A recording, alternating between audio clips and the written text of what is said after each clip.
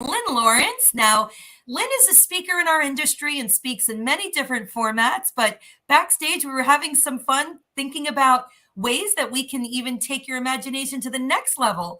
But today, Lynn's going to be talking about the value of an eye exam. Thank you for joining us today, Lynn. It is my pleasure to be here, Charlene. And even after watching some of the other speakers, just very motivated to be here. Dr. Dario knocked it out of the park on the last talk. Cosmetics is one of those underserved topics in our industry. So, wow, I'm excited to be here. Yeah, and we love covering topics that don't get a lot of play in a lot of the other venues because there's just so much to talk about. We're in an era where things are moving so fast, and even things like extended reality and virtual reality has a connection to the vision industry. But Lynn, will you be sharing a presentation with us today? Or, I know we should have probably talked about this off stage, but how can I set you up for this? Would you want me to just drop off and let you go? No, I do have a presentation, and I would love to be able to bring it up and just tell me what I need to do here. Yeah, just hit share screen on the bottom, and I'll share my screen first just so I can show you where it is. Okay. All right. So right underneath, you'll see my green X. So when I stop presenting, you'll be able to present your screen. Okay. You say present to patients. Share screen. Yeah.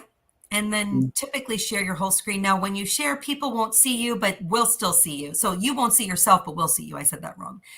So if you're in the audience, please let us know where you're coming from. Leave a message in the chat. We're real, for those of you who haven't seen Lynn speak, I've seen the amazing catalog of topics. We're definitely in for a treat today. This is a student of the industry. So, yep, you are sharing your screen. So now if you pull up your presentation, we should see. There we go. So now if you want to hit, there you go. Okay. So you're good to go. So Lynn, thank you so much for joining us. I'm going to remove myself from the stage and let you take it away.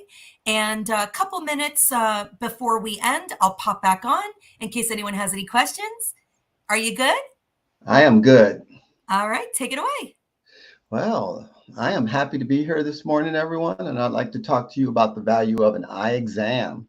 A lot of discussion lately about what constitutes an eye exam. So I would like to just say to you that being able to see is very important to our quality of life. Now, there's people out there that can't see. And if given the opportunity to give up one of your senses, your hearing or your vision, many people will select their hearing over their vision to give up because you lose a lot of independence when you can't see. And things have to slow down quite a bit when you don't know where you're going. And so I want you to keep that in mind as we go through this. I've been in the industry about 33 years, and I love what I do. And so hopefully you'll grasp some of this from this conversation. So why is this topic so exciting for me? Oh, it's a profession that I get to go to every day, and I help people see. I call it the miracle of sight. I put a pair of glasses on a young lady one time who had never seen a tree. And so she just was wild. It was like, I actually walked her outdoors because I knew her prescription was significant. She's 9 years old and she's been struggling all her life to see. And I walked her outside, put a pair of glasses on her, and she just stood there mesmerized by the fact that things were being made clear to her for the first time. I put a pair of glasses on a 6-year-old boy who's never seen his mother's face before, and he was just overcome. So I call this the miracle of sight. Imagine this. I just want you guys to think about the people on the road that you drive with, how important it is for them to be able to see. Their reaction time is based on how well they see. And so vision is just one of those critical aspects of life that we can't afford to overlook.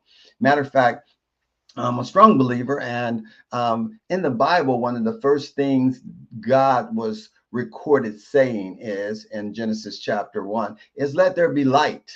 Light is a key reason that we're able to see. If you walked in a totally isolated room and you turned out the lights, you would see nothing. And it's just amazing what happens when you turn the lights on. And so a part of an eye exam is making sure that you turn the light on. You'd be amazed at the science that goes into an eye exam. We've really hurt the industry a little bit by making the eye exam look so easy. But there is nothing easy about the eye exam. The eye exam is a critical element in not just being able to see, but overall health of the eye has to be considered in the eye exam. You can do so many things if you can see, and you can do them even faster. I have a friend that has been blind since he was 6 years old, and he plays 6 different instruments. Gerald does not understand, can't. He lives alone. He's got everything. He does everything pretty much by himself, but he can't drive himself around. And so just those are some things that are limited. You are limited when you cannot see. So keep that in mind as we go through this. So we're going to dive into the importance of an eye exam. One of the things that is so interesting is people are in such a hurry. They don't disclose all the necessary information when they go see their eye doctor. Everybody's in such a hurry. They don't decelerate and talk about one of the most critical senses that you have. And so we'll talk about that a little bit. I already mentioned that the industry is dumbed down all of the science that goes into an eye exam. We're going to talk about that and what constitutes an eye examination, not an eye screening, but an eye examination. There's a difference between the two. Who needs an eye exam? We'll talk about that. And where do you buy glasses? That's a interesting topic. And concerns with AI integration into the ophthalmic industry. We'll talk a little bit about that as well. So the value of an eye exam. So what is an eye exam? This is where you actually go in and someone is evaluating how well you see and the overall health of your eye. We're not just looking for an acuity chart, basically how well you see in detail. However, what happens when that area of the eye that is your central vision is being threatened by disease? A lot of times we can't cure any eye disease, but we can slow them down. And imagine being able to save your vision for an additional 15, 20 years through some type of medical intervention instead of just allowing that disease to progress. And a lot of people are unaware that there are things that can be done in the industry to slow down disease. Technology is improving, it's evolving, it's becoming amazing.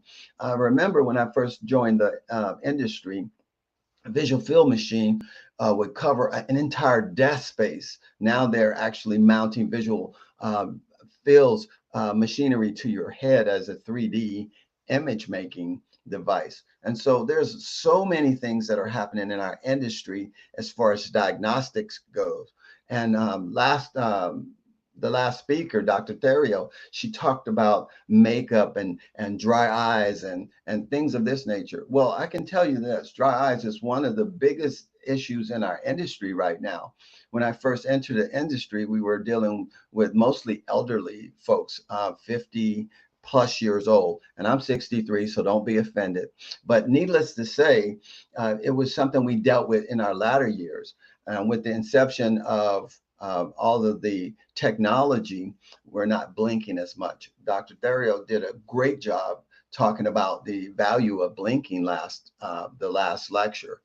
And so all of this is so important. And so making sure that we understand that an eye examination is something that goes a little bit deeper than just being able to read a chart. Schools are doing school screenings on children, and I'm going to show you a slide that's going to actually break that down.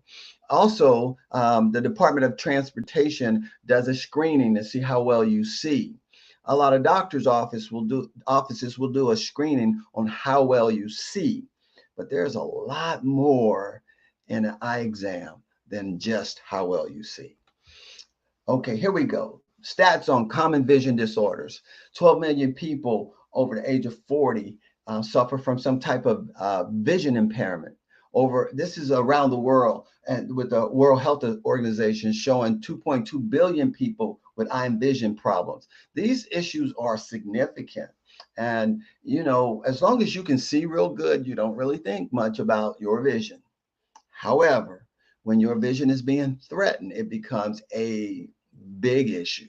And imagine if your vision is being monitored and you can maintain your vision as long as possible. There's a lot of organizations that are out there monitoring eye disease out there.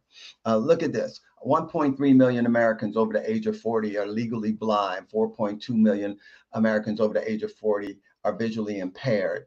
150 million Americans. I can honestly tell you, if I could take a poll in the audience and ask you this question, how many of you guys personally know someone that is either visually impaired or legally blind? I guarantee you that I would have a rate 70% of the audience or higher, which showing us that we know someone that has already had this issue.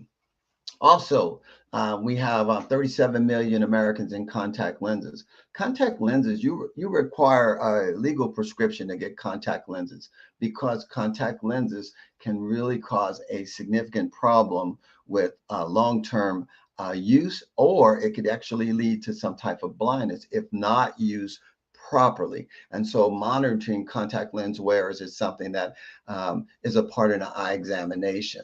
It's not just let me go buy contacts and throw them in and wear them. No, all of these things are a significant part of an eye examination.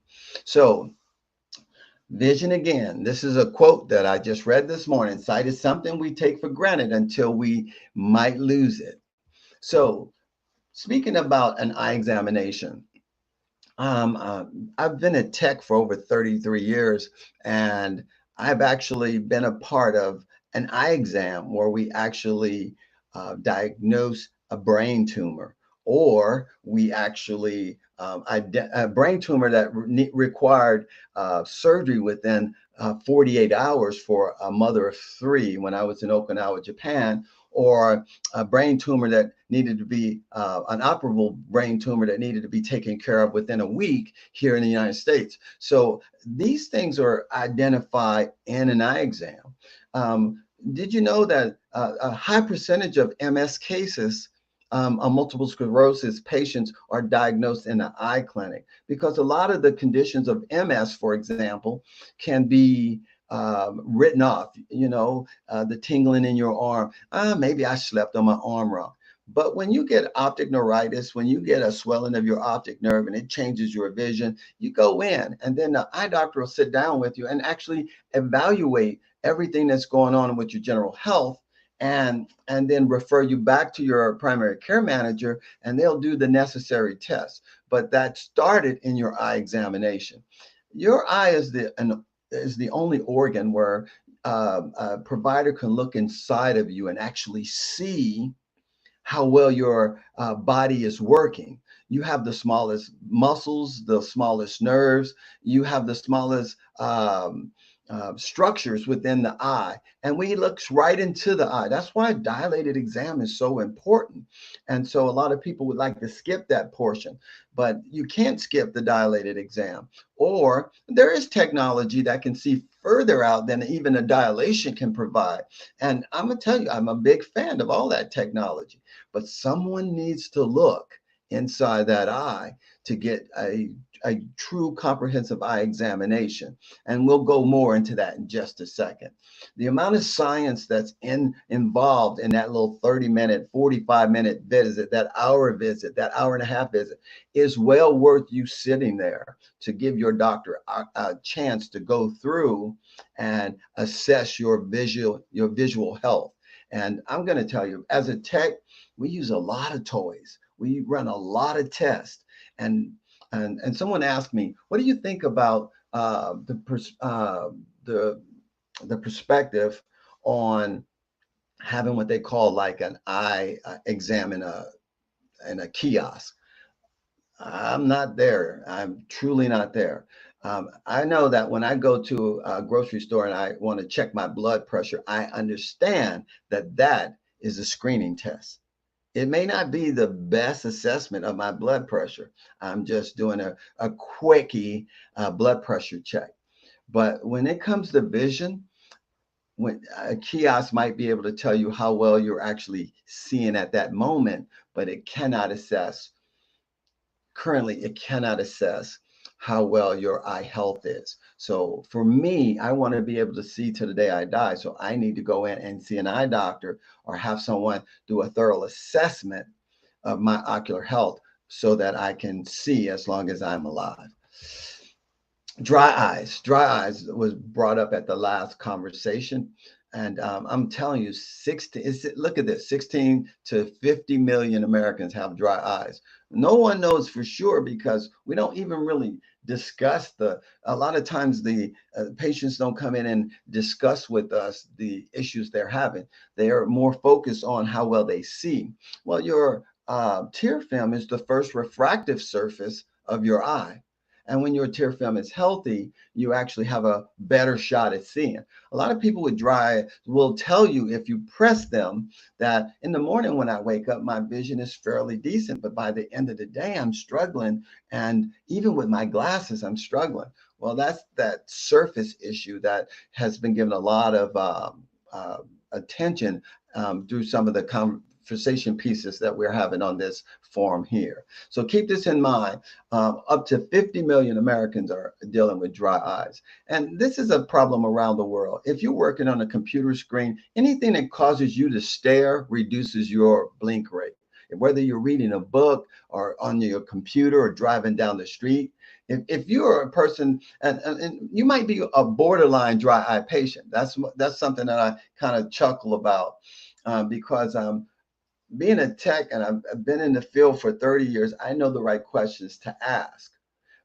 And so when the patients are not necessarily volunteering information to me, I can kind of draw it out of them. But a lot of patients do not volunteer the information. Ocular surface disease and the causes of ocular surface disease are it's I mean there's so many things that can cause ocular surface issues or dry eye issues. And so when you go to an eye doctor and they sit down and talk to you about all the things that's going on in your life, that's why we need time when you come in for an eye exam so that we can thoroughly assess what's going on. It's not just about your eyes. It may be something else going on, thyroid disease, diabetes. All of those things can actually have an impact upon dry eyes. How about a seasonal change? Yeah, I have really bad allergies. And so my nose was running. So I popped in a antihistamine. Well, if it's going to drop your nose, it's going to drop your eyes. And so a lot of people don't understand that. My contacts don't work as well as they do. Well, how long has that been going on? For the last 30 days. Well, what's changed in the last 30 days? My allergies been acting up. I've been taking a lot of over-the-counter drugs. And a lot of patients don't offer us that information about over-the-counter as well. Over-the-counter is important. Prescription medications are important. I had such a funny experience with a patient one time. He was a glaucoma patient. And so I told him, well, you know, your glaucoma meds could be drying your eyes out. He was talking about how dry his eyes were. And so he said to me, should I stop taking my glaucoma meds? I said, well, let's think about that for a second. Go blind, dry eyes, go blind. He said, I'll keep taking them, Lynn. I said, way to go, buddy. I said, we may need to address the dry eye issue with something else, but we need you to continue your glaucoma drops. High blood pressure medicine, birth control pills, all these things people really don't take into consideration, but that's why you want to go in for an eye exam, because this is where we can help you understand the other things that's going on throughout your lifestyle that might be having a significant impact upon your vision. So why do I need to go in again, Lynn, to get an eye exam? Oh, well, number one, the customer service.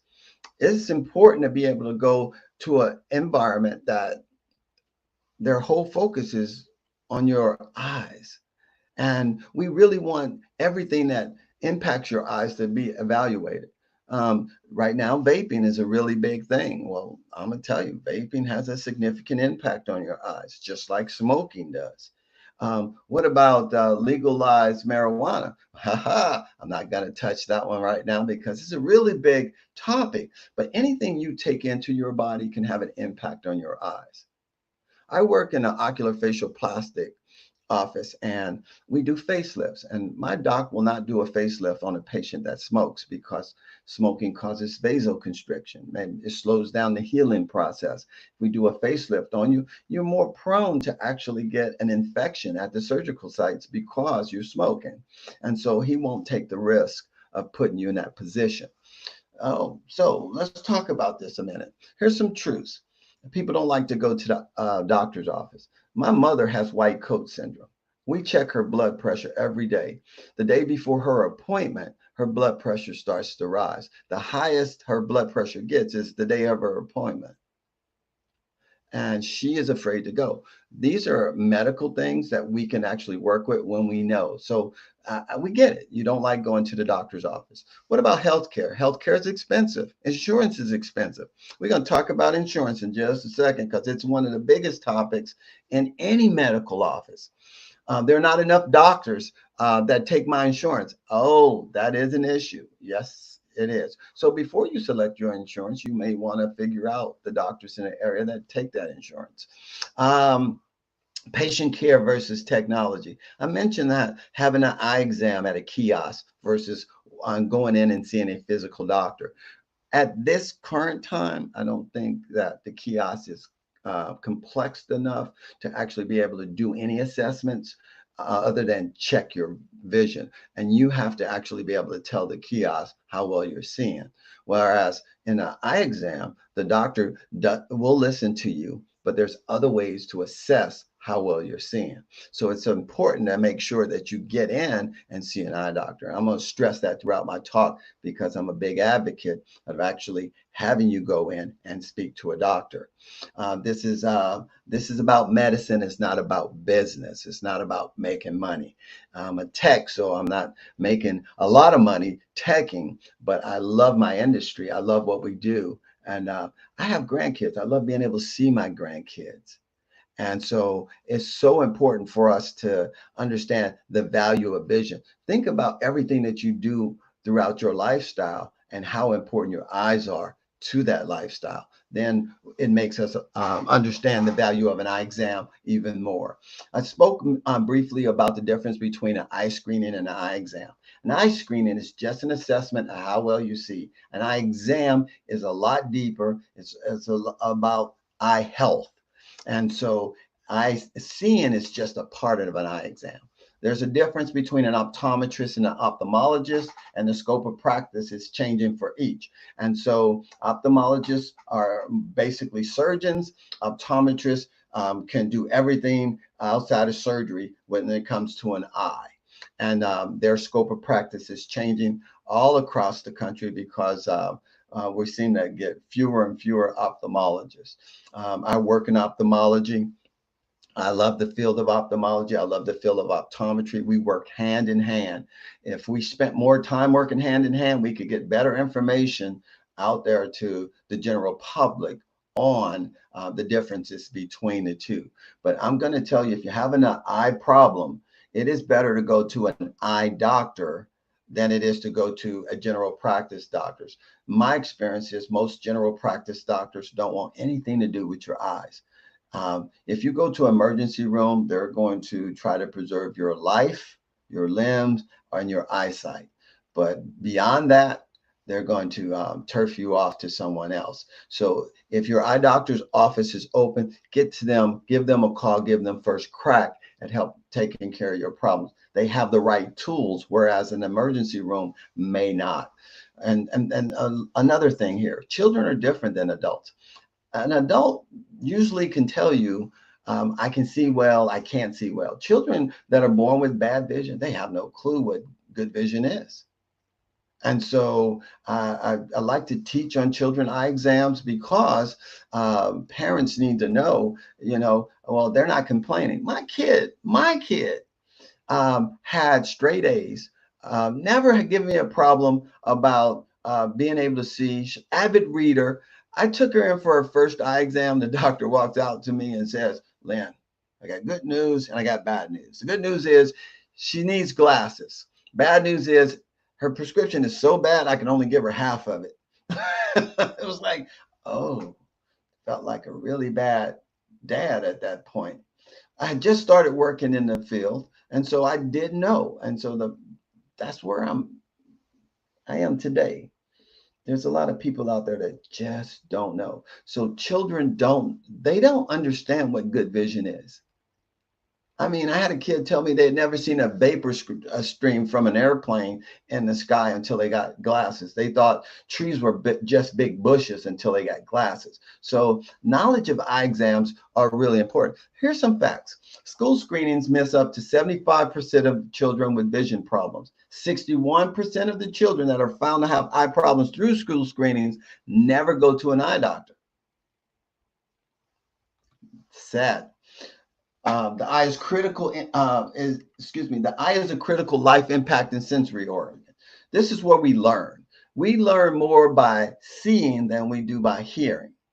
We do need both seeing and hearing to learn. How about taste? Oh, I learned a lot about taste. I'm a foodie, and so I can close my eyes. I like to see it first, but I can close my eyes and learn from taste. But I can hear. I am truly telling you, but I like to see it before I eat it. So vision impacts everyone's quality of life. And we'll talk more about that in just a second. Daily function and comfort, identifying eye disease and prevention. And it's not just about vision again, it's about disease management.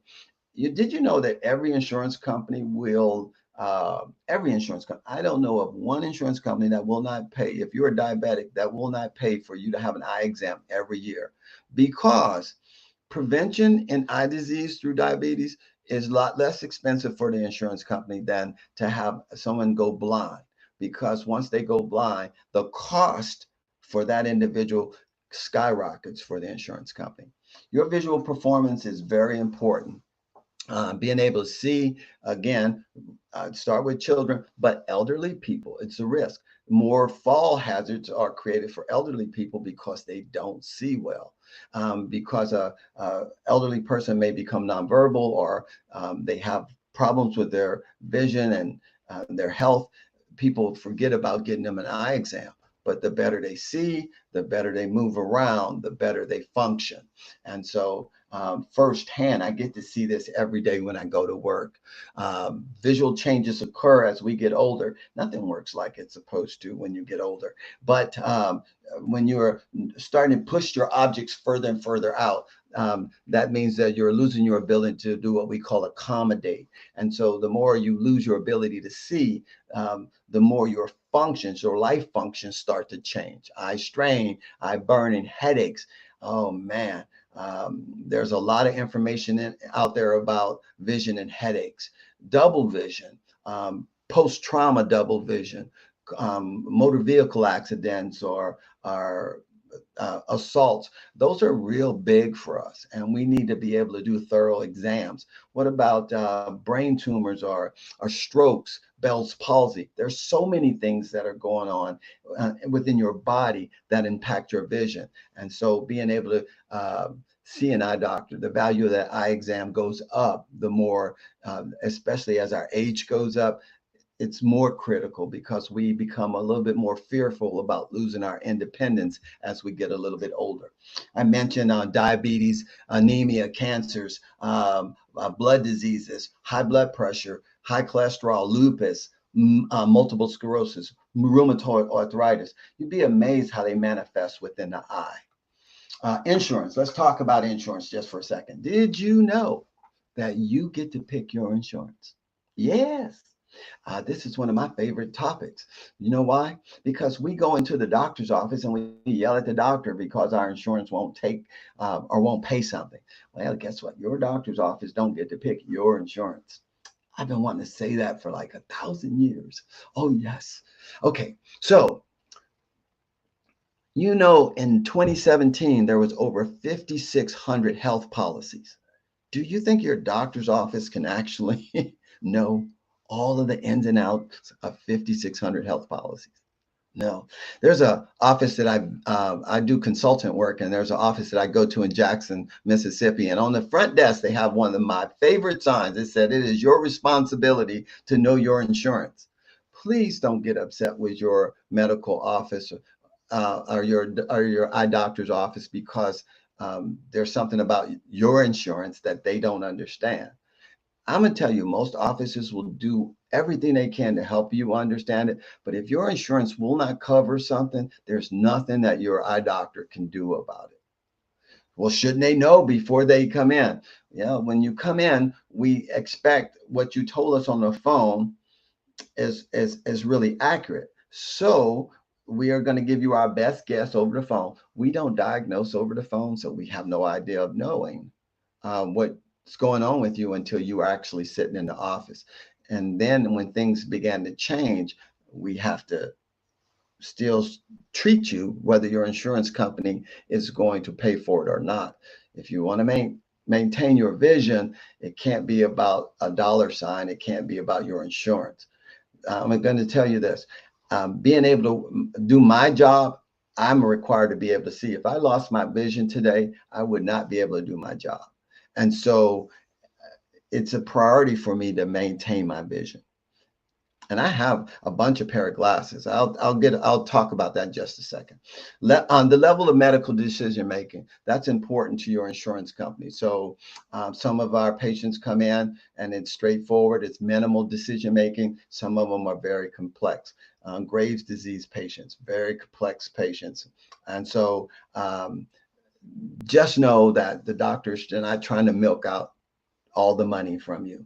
They're really trying to take care of your vision. And I know you might read stories about people that are doing something. I'm going to tell you, I believe 95% of all the doctors out there are just trying to do a good job being a great doctor. And I've met some pretty amazing folks. Here's some elements of an eye exam: history of present illness, your medications, your family history, your mental status. Let's talk about mental status just for a minute. So, when you come in and you like throwing a hissy fit about everything, I tell the techs, do not give you a normal mental health status, because we need to make sure that we understand that you are in what we consider a normal health status. If you have dementia, we won't put your normal health status. If you have Alzheimer's, not a normal health status. If you're on a lot of antidepressive meds or anti-anxiety meds, we need to make sure that we need to send you to the next level of care, you can make your own medical decisions. I'm going to tell you, it's a big fear that I may not be able to make my own medical decisions down the road. But this is an important aspect of actually making good health decisions. Your visual acuity is how well you see, how you visualize things. That is going to be assessed. The way your eyes move, it's really critical for diabetic patients.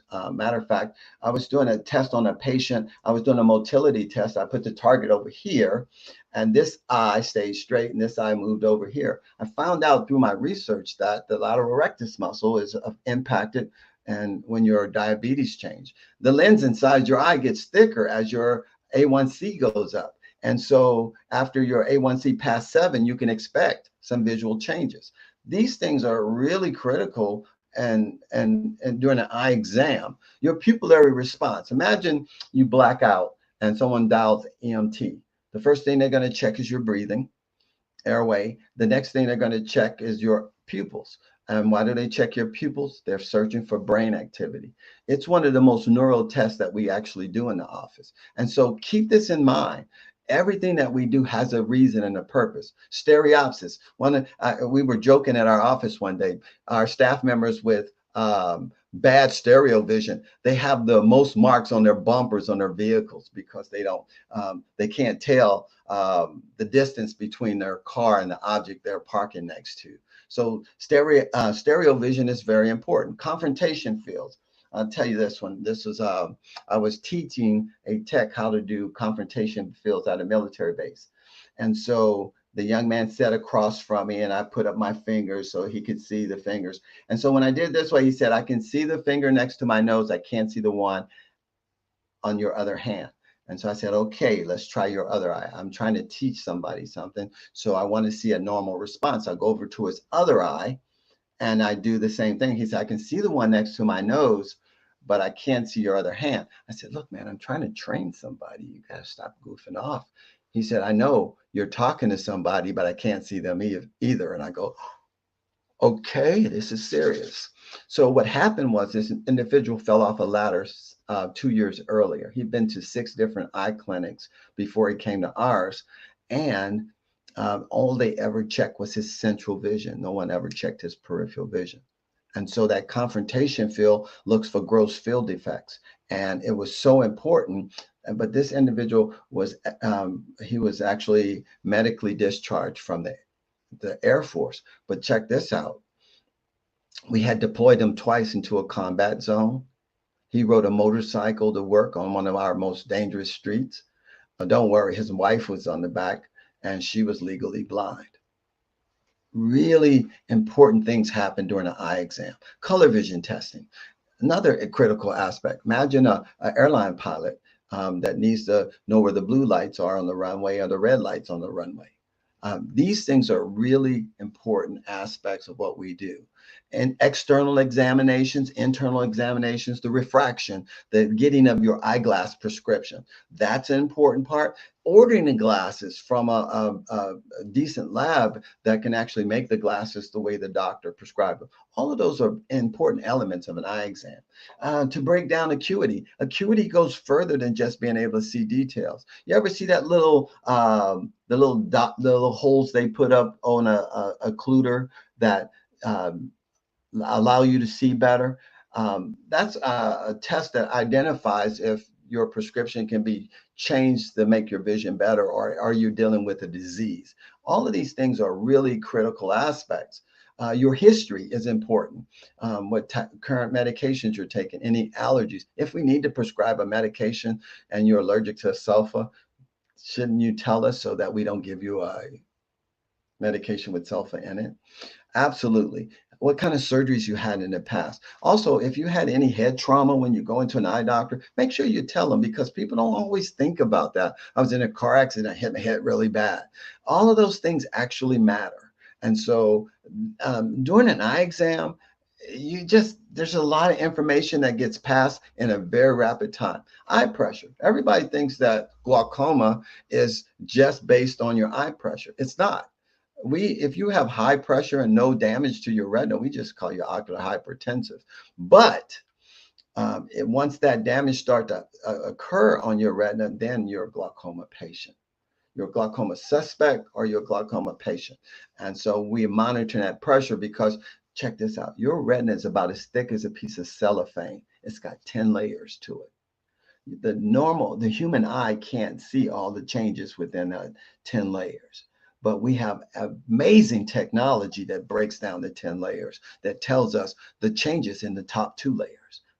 It's absolutely amazing that we deal with so much equipment and we have to, in a very short period of time, wrap up and assess your visual performance. What about eye alignments? And so children, when I grew up, we called them cross-eyed when their eyes didn't line up.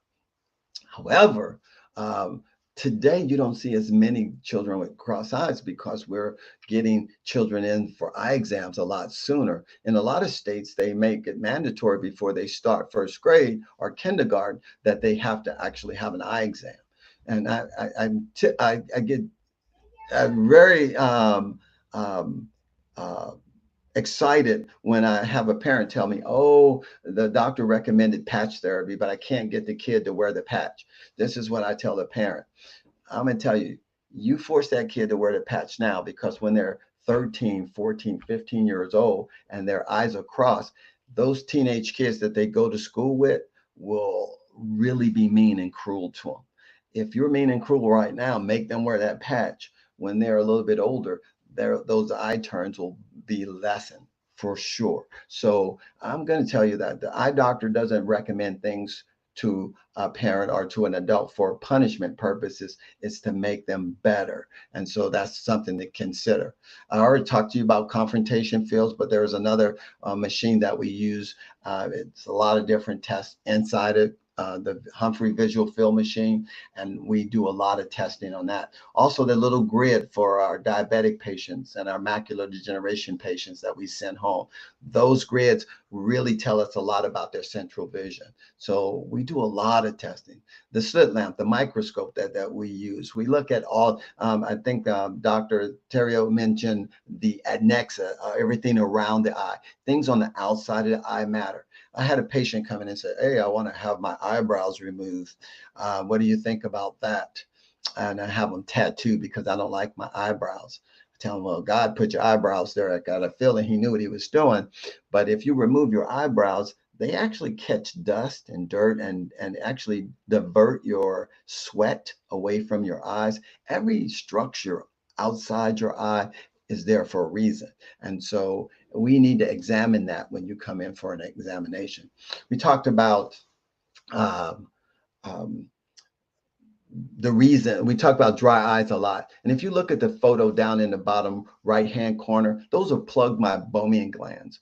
Oil is supposed to come out into your tear film and provide a barrier between the water and the air so that your tears don't evaporate. When those glands are plugged up, you don't get enough oil. And if you look at that picture as well, you see that dandruff around those eyelashes there. That's called blepharitis. And it also can become extremely irritating on the surface of the eye. But these are things we can't see if you don't come in for an exam. Hey, what does a tear taste like? Oh, it's salty. Well, I don't know. I don't cry. I'm just kidding. But needless to say, sodium chloride is in your tear, so is calcium, so is potassium. There's a lot that makes up a tear film. And when that tear passes from your eyes to your nose, how do you know you're getting ready to cry? Yes, the tears are running from your eyes down your throat, down your nose to into your throat and across hair, which makes you sniffle. And so there's a lot involved in an eye exam. And if your tears are not passing all the way into your nose, you have what we call a nasal lacrimal duct obstruction. It can form a stone and needs to be surgically removed. A lot is happening in your tear film. We use a tear lab to identify how much salt is in your tear film. You can have too much salt or not enough salt. Your cornea, 75% of the power of your eye is in your cornea. Anything that causes a corneal defect is going to cause a vision change. And we test all of this when you come in. Pupils change with your age. The younger you are, usually the larger your pupil is. As you get older, your pupil gets smaller. That picture up top, that's my pupil. Yeah, that's my eyeball right there. And my boss is younger than me. That's hers on the bottom. And you can see the difference in size, but size and shape of the pupil tell us a lot during the eye exam. When we shine a light into your eye, we're trying to see pupillary response, how well light is traveling to your brain and back. You know, vision doesn't happen inside the globe of the eye. It happens in the brain, but the globe is a receiver, and we need to make sure the receiver is receiving properly. And that's one of the tests. Lids and lashes. Eye position. Look at the bottom right-hand picture. That eyelid is turned all the way in. The one on the top left, it's turned out. The tears can't find the drain. That cyst up on the top right, that's impeding the individual's ability to open their eye. The one in the middle on the right is a little boy with a condition called ptosis. And then the bottom left picture is a chalazion on the inside. All of these things matter because when there's a defect, that means something's not going to work right. And we can't check it out without you coming in. Refraction. This is where we put that big old pair of glasses in front of you, that Hubble's telescope looking thing, and we dial in your prescription. And the doctor will ask you which is better, one or two. And you need to be paying attention, by the way, because he's waiting on, or he or she is waiting on your response. And be honest with the doctor. If you can't tell the difference, I don't really notice the difference. There's another way to get a good prescription on you. But this is called a subjective refraction, where we're asking you questions and you're giving us responses because we want to give you what you think is best for you. But it is scientifically going to be determined by all of the things that we find out. Here's one for you. Let's just say you come in, your eyes are nice and wet. We put all the drops in and we give you a refraction. But the day you come to pick your glasses up, your eyes are nice and dry. I've had patients tell us that that can't be my prescription because I don't see very well out of it. Throw a couple of artificial tears in their eye, set them down for 5 minutes, and put the same pair of glasses back on and say, "What did you do?" Your eyes were really, really dry. Had a big impact on your vision. Also, looking inside your eye. There's a lot of things that can be going on inside your eye that may not necessarily have an impact on your vision now, but if we don't address it, it can happen later. And so it's so important for us to look inside. We actually transported, I guess throughout my career, maybe 6 patients have been transported from the exam chair to the emergency room because they were having strokes. And the doctor looked inside their eye and could see that the patient was having a stroke and and we actually dial 911 to get the ambulance to come and transported them. I'm just telling you guys, eyes don't lie. What we see inside your eye is just as important as you seeing outside your eye.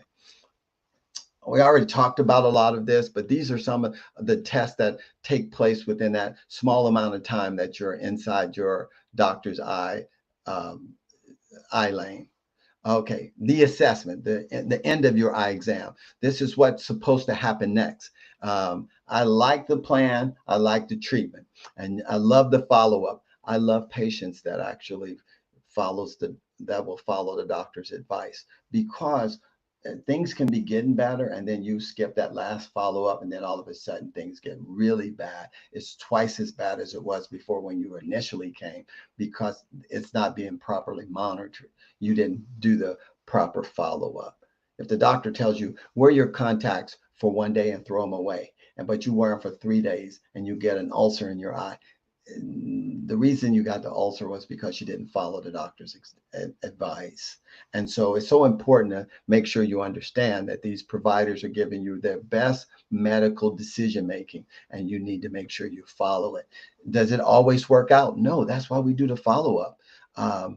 You come back in if things are not going correctly, we make an adjustment, and then you come back in, and if it's not going correctly, you make an adjustment. We'll figure it out. We just need your patience.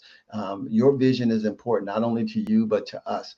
It's not really good marketing if your patients are not doing well. Been going there for 5 years and they still can't get my prescription right. Are you doing what you're supposed to do at home? Like treating dry eyes. The first thing I ask my dry eye patients is tell me your ritual at the house. I want you to tell me what you're doing at home because the doctors prescribe these 3 different products. I want to know how you're using them. And I document that in the chart because if it looks like what the doctor's recommendations were, then the doctor will know if his recommendations or her recommendations didn't work, we need to make an adjustment. So all of these things matter. Matter of fact, you'll see x-rays, CAT scans, glasses, contact lenses, medications, all these things happen in an eye clinic. What does your doctor need from you? Why are you here today? Be clear. Tell them everything. Tell them about your current ocular condition, your current medical conditions. Your insurance requirements are being met because your doctors they contract with your insurance companies. They know what they have to do as a minimum, but they need to know everything. They need to be able to tell you everything you need to know to take care of your health, whether your insurance company is going to cover it or not. Accurate documentation is something that we have to do. We have to verify labs, x-rays, tests. There's a lot of coordination that goes on in an eye exam, billing and coding. It's amazing how much we have to fight to get the money once we actually do the work. And so please make sure your insurance information is accurate when you come in. So the doctor-patient relationship, very important stuff. We love our patients. We want it to be more magical than when you go to Disney. And so when you come in, you're going to meet somebody that's happy to see you. You're going to meet somebody that's ready to take care of you. And so we carry products in our office because we don't want you to go to the store and buy a substandard product. And so we carry things in our office that we know works. And so if we say, we want you to use an artificial tear, we want you to go up front and get one, not because we want to make money off of you, because we know those products work. If you go and you buy one, get one free at the discount store, they may not work. And then you'll come back and you'll say to us, well, I tried those artificial tears like you said, but they don't work. Well, that's why they didn't work. You didn't buy good artificial tears. So we provide you with good artificial tears. So these are things that we really want you to understand. We know the history on you. We know what you've told us. We know what the testing has said. Now we're trying to give you our best. The doctor's going to give you the best assessment. We might have to do additional testing. All of these pieces of equipment are high-tech pieces of equipment. None of them are cheap. I think the cheapest piece of diagnostic equipment may cost around $25,000. There's a lot of testing that has to happen before we can pay for that machine. No, that's not your problem. But for us to give you the best eye exam in the amount of time that you're going to give us to do it, we need the technology to do it. Where do I buy glasses? Okay, so my son-in-law went and bought a pair of glasses online, and he had to forfeit his Christmas present because of it, because I give him glasses for free. So I would suggest that the person that you trust to do the exam, you should trust to give you the glasses. That's Lynn's opinion. Somewhere that after you purchase the glasses, they'll give you support for the glasses. If a temple piece falls off, if you get a scratch on the lens, you can go back to them and they will take care of it. I'm a firm believer in our industry, you normally get what you pay for. I laugh sometimes because people say, well, you're just trying to get money from me. They got a $2,000 cell phone. We're trying to get them to buy a $450 pair of glasses. And I seen the prescription. Can't even see the cell phone without the glasses. And yet we're trying to rob them of something. No, these are medical devices. And I'm going to tell you, we like to talk about them like they're medical devices. I have anti-reflective coating. These are transition lenses. And I know my lifestyle. We do what we call lifestyle dispensing. And so I would suggest that wherever you trust to do your eye exam, you also trust them with your glasses. Trauma, things happen. Dude, I can tell you a plethora of stories of children, especially little boys, they find a way to mess up their bodies. And so, I will tell you that when trauma occurs, if you have a doctor that you selected to take care of your eyes, you should give them first crack at actually resolving your trauma. Just can't emphasize that enough. I can tell you 1,000 horror stories when people check a different block and say, well, I'm gonna wait. I'm gonna go do this. No, when your vision changes, you should call up a friend, and it should be your eye doctor. Elements of an external exam. We look external, we look internal, and there's diseases that's going on that you may not know that's inside your eye, and we won't know it until you give us a chance to take a look. This picture is of a really dense cataract. If you can't see out, we might not be able to see in. A lot of people are afraid of cataract surgery. It is the most common eye surgery on the planet. Yes, it is. My doc usually takes about 5 to 6 minutes to take out your old lens and put in a new lens. 5 to 6 minutes. People will be worked up over that for like months before they come in. And the first thing they say is, you done already? Do your research, do your homework, find you a good eye doctor, a good eye surgeon. And matter of fact, if you have a good eye doctor, they're only going to refer you to another good eye doctor. Trust your eye doctors. Okay, elements of an eye exam. Inside the eye, anterior chambers, posterior chambers, external looks, internal looks. All of these things are taking a look. This picture right here is a lady that had a baby. 2 weeks after she had the baby, her vision went bad. Her blood pressure spiked so high that all the little blood vessels in the back of her eye were exploding. She spent 2 weeks in the hospital with them trying to resolve her blood pressure issue. Her eyes told her something was wrong. She listened, she came in, and it actually saved her life. Post-exam requirements, make sure you do your follow-up and your referral visits. We referred a young man we thought had some kind of basal cell cancer on his face. we sent him, he didn't like the doctor that we sent him to, so he didn't go back.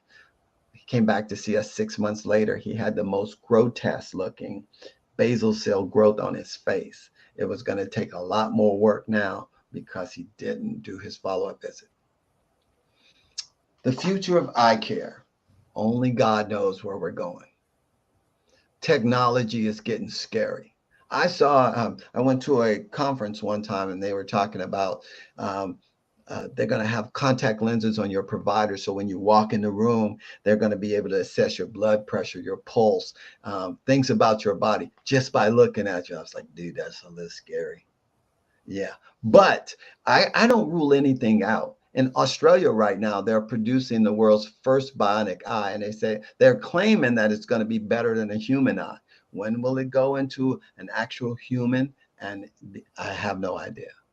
Implants for people with certain eye diseases are being used already.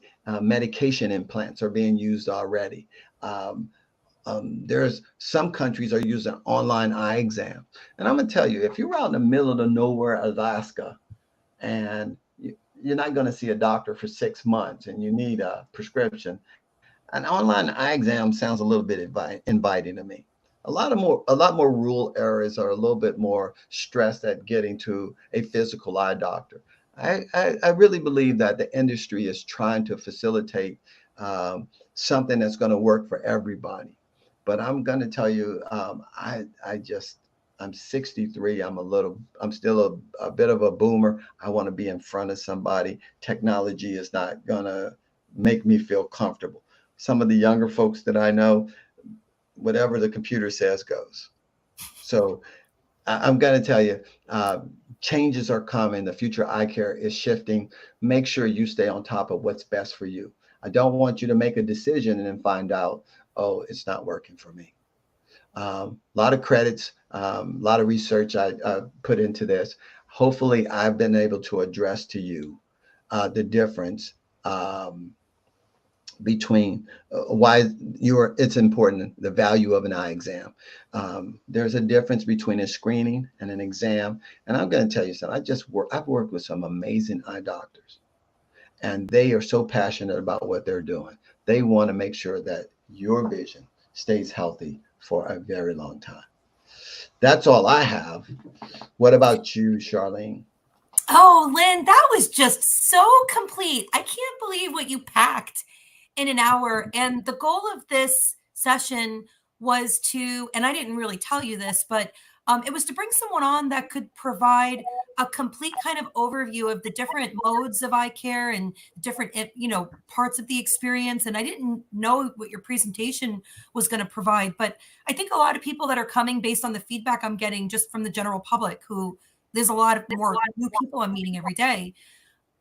They see this as an opportunity to get close to an industry that they just haven't felt they've had an access point to. A lot of people, they go to their doctor. The doctor has just a few minutes to come in, do what they need to do. And it's not that they don't want to spend that time. It's that they have a business to run. Maybe they work for somebody else who says this is the limit. There's all sorts of things. It's not that they don't care. It's not that they don't want to give you a complete. It's a business. They have to find that happy balance between doing what's right for you as a patient and doing what's right for their business so they can be there for you. I mean, there's this delicate balance. We know what's going on in the world. Businesses are under so much pressure than ever before with costs. The cost of everything, just from toilet paper to OCTs, is skyrocketing. And, prices can't really inflate with that because there's a lot of the providers that give the goods to doctors to run their practice going direct to consumer now. So this manufacturer direct model is really making it difficult for somebody who's fighting on the front lines to actually be that front point of contact, to be that for you. I love that you talked about, buying your eyeglasses from your eye doctor, because you want that support, you want that relationship, you want that connection. And Dr. Yakovin, what did you think about Lynn's presentation? I think it was excellent.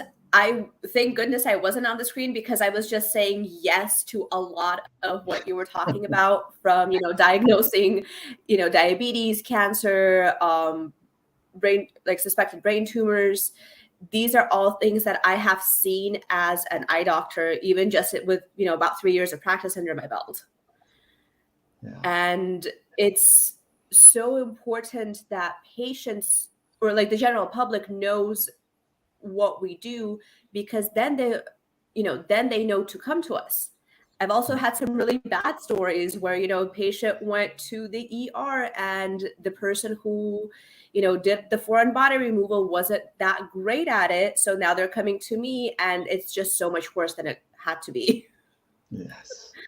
So what do you think about the insurance part? I absolutely agree. There are a lot of different insurance policies. And I think what a lot of people don't know is that as a doctor, like, I have to ask the insurance to be, in their network. I'm not automatically accepted in. I have to ask them. There's a whole lot of paperwork, and then they have to say, yes, we want you in our network. They can also say no. So it's not always me saying, hey, I don't want to take this insurance. Sometimes it's the insurance saying, hey, we don't want to let you take us. Very good. Very good. And, Lynn, this was your first time speaking on my vision show in the Optical Metaverse event, but I've already told you I would love for you to become a house speaker with us. I mean, I've seen your library of content, and I can't even believe, considering how huge your library is, how you packed so much into this one presentation, and you did it without, like, it was really, really good. So I'm very excited when you get to, like, dig into some of these subjects. I know you have this great way of not just talking about the subject matter, but really helping eye care providers to understand how they can use this to enhance their business. And now that we have a way to kind of connect the public to our industry, we can even include them maybe and say, hey, are these things that you would like? Would you like to have a more interactive experience with your eye doctor or your optician? What are some of the things that we can do to improve? That kind of real-time feedback is what platforms like the Metaverse provide, so we can really let the general public have a voice and share their feedback, and let providers get that access they're looking for. Yeah, Charlene, I do appreciate this format, this forum. And I just want you to know, I like big eyes and I cannot lie. And so I really and truly like to talk about eyeballs. And so anytime you want me, I will be more than happy to come. And so thank you for this opportunity. Absolutely. And before we wrap up, did anybody have any questions for Lynn or for Dr. Jacobin? We're happy to, answer any last minute questions before we move on to the next session. All right. Lynn, how can people reach out to you if they're interested in connecting with you? So best way is email, because I travel a lot. And so my email address is martralyn@msn.com. And so I do have a website, but I have a very small business because it's just me and my wife. And so I like to keep it that way, because the bigger you get, the more responsibility you have to track it. And so that's why I became a consultant, is so I can help other folks. I've met some amazing doctors. I want to see them do well in this profession. We're going to need this profession for a very long time. I tell people this is the first profession mentioned in the Bible. And they go, what are you talking about? I said, when God said, let there be light, he knew the need for optometrists would be coming around the corner. So I really and truly like what we offer in this profession. Optometry, ophthalmology, being able to see until the day you die is something that I would like to see for everyone. And, as the optical metaverse grows, and as we expand, and as new professionals and new people come into the industry, come into the format, even from different industries, we're just really excited to have champions, like you, Lynn, to come in and share your many, many years of knowledge. And let's face it, these things are evolving in real time. So, you may have a whole nother subject matter about AI and technology. Somebody who's kind of been on the front lines watching technology emerge is a really important person to be there when we start looking at this explosion of new variables into not only just what the patient's experiencing, but how doctors are preparing for that. I mean, there's going to be a lot of preparation needed. So I can't wait to have you back and talk about some of the more like updates that are going on in the world. Thank you Can't guys wait. for being with us. I'll give you the last word, Lynn. Oh, thank you, Dr. Jacobin, for setting up this track. And I just want to say thank you, Charlene. I know you've worked in this industry, and I'm not the only one that's on this talk with a passion. But like passions actually make us speak louder, and people listen to people that are passionate about something. So thank you very much for this opportunity. I look forward to our next meeting. And thank you very much, Dr. Jacobin. Bye.